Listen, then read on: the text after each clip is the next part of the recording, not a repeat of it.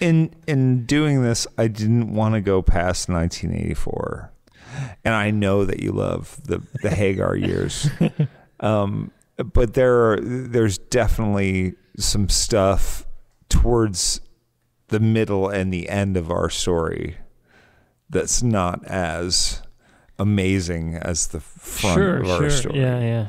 You know, and that's with anybody. Yeah. It's not just Edward Van Halen. But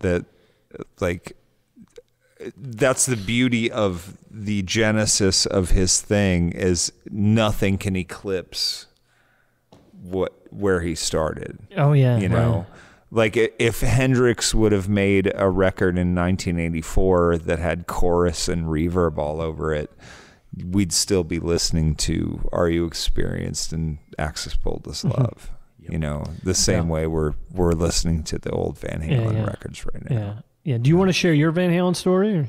For anybody that doesn't like me on Facebook. Well, you know, now it's the audio version's a little different. Okay. And that's a little something. Yeah, so we were, Frank and I were flying to Los Angeles, and they were about to play 3 shows here, and I don't know what year that was exactly, but they were playing 3 shows at Riverport, whatever year that was. And we were sitting in the terminal, and I saw Sammy Hagar, and he was walking with Michael Anthony, and they were walking that way, and they were like, "See you guys in a couple of days." And I turn my head the other way, and I see the people that he's speaking to is Edward and Alex. And they were walking towards us. Like, oh my God, this is crazy. And there was an entire terminal full of chairs, and the only 2 chairs where no one was sitting, which was probably because people didn't want to sit by us because we looked weird, was right there. It was that it was less than that far away. Yeah. And Eddie Van Halen sat down that far away from me. That's right across awesome. from you? Directly across from me. 2 feet. Yeah. No, 4 feet. Yeah, like it wouldn't be social distance. No, but, no. Yeah. Could have played footsie I with him. could have kicked him in the shin. Yeah. And he sat there. Alex sat there. Frankie was sitting here. Their guy was checking them in. And I sat there for a couple of minutes and just thought, I don't want to say anything because it's 9 o'clock in the morning. I'm sure he's been awake all night. I don't want to mess with him.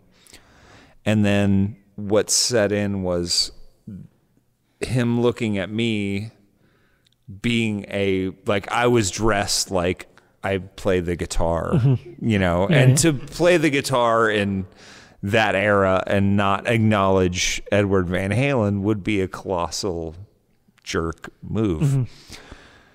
So I pictured him looking at me going, who the fuck does this guy think that he is to not acknowledge Edward Van Halen? And it overcame me, and I had my carry-on bag, and I had CDs, and I had a disc player, and I had a Fair Warning disc, and I just pulled it out, and I just kind of held it right about here, and it was like, hey, why don't you have the new one? And that was how it started. Yeah. And I said something to him, and he was like, "What?" I was like, "No, I like this record a whole bunch. You should hear the new one." And he like, "What?" Like everything I said, he did. The first time I said it, he did not hear whatever I said. And I wish I remembered more of the conversation. And Frank was there, and Alex, and we were all talking, and no one else in the 150 people that were in the terminal approached them and was like, "Holy, that's Eddie Van Halen." And Alex Van Halen. Yeah.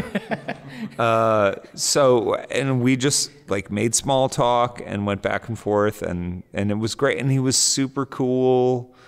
Like there was no, anything weird. And I told him, I was like, man, you're a huge reason why I like playing the guitar. That's cool.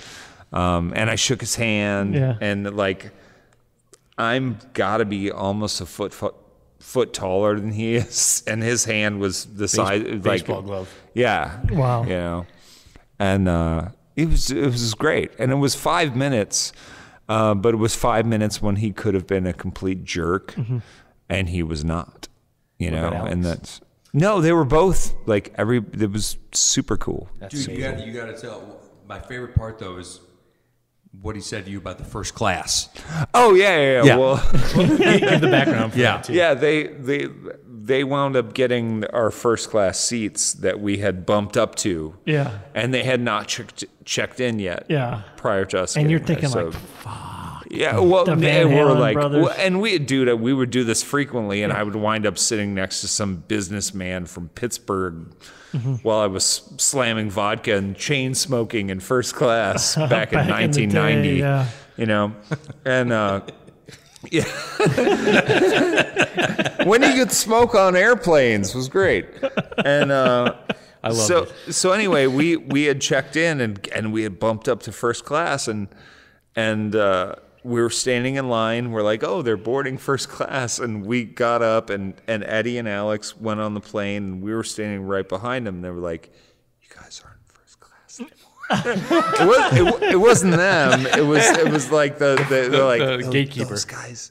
Yeah. And the gate people didn't know who they were either. Yeah. They were just like, those guys got your tickets. Yeah. I was like, okay.